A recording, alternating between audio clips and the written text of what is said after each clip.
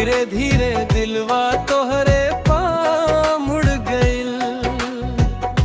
हंसी तो हार लागे चांद के उजियार, तोहरे बिना सोना लागे संसार।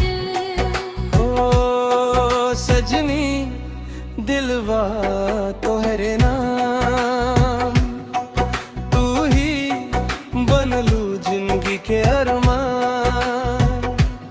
साथे रहब हर खुशी गम ये, कभी ना छोड़ब तोहार हाथ हम।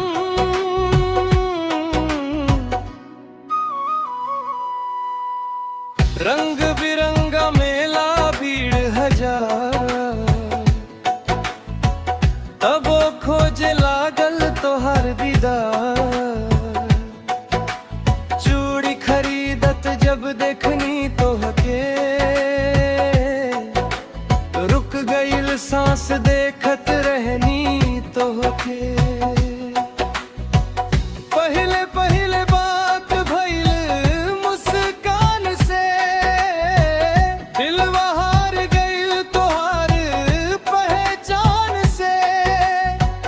रोज मिले के बहाना खोजे लगानी, तोहरे सपना में रात बितावे लगनी। चुपके चुपके हम हूँ तोहके निहारत रही, दिल के बात किसी से ना कहत रही। तोहार सादगी मनवा भा गइल, धीरे धीरे प्यार साथ हो गइल। जब तू बोलल साथ निभाइब, हमरो दिल कहे कभी न छोड़ाइब। रब से बस ही दुआ मांगनी, जन्म जन्म तोहरे संगे रहनी। तू हमर सपना, तू हमर जान, तोहरे बिना सुना जहां।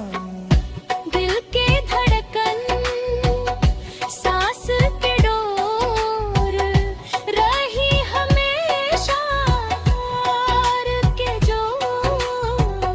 पहला बेर जब तोहरा देखनी, मनवा में फूल खिल गइल। धीरे धीरे बात बढ़ दिलवा तोरे पस मिल गइल।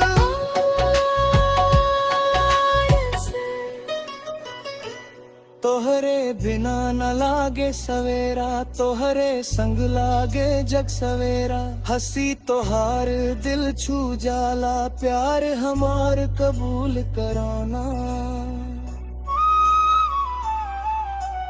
गाँव के पगडंडी पर रोज मिलेनी, चोरी चोरी नजर मिलावेनी।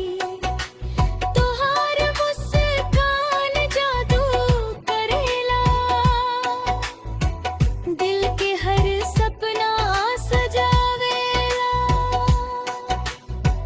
तोहरे बात मन भा जाला, नाम सुनत चेहरा खिला जाला। धीरे धीरे दिल समझाइल, तोहरे बिना कुछो ना सुहाइल।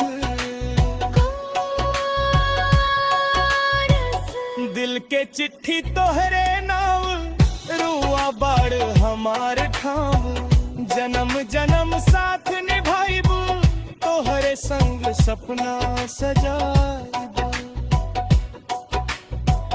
बरखा सावन फगुनवाई, हर मौसम में प्रीत बढ़ाई। हाथ में हाथ धर के चली, सुख दुख मिल के साथ सही। तोहरे खातिर धड़के जेरा, तू ही बाड़ू जीवन के सवेरा। रउआ संग लिख मई कहानी, प्यार रही हमेशा सुहानी।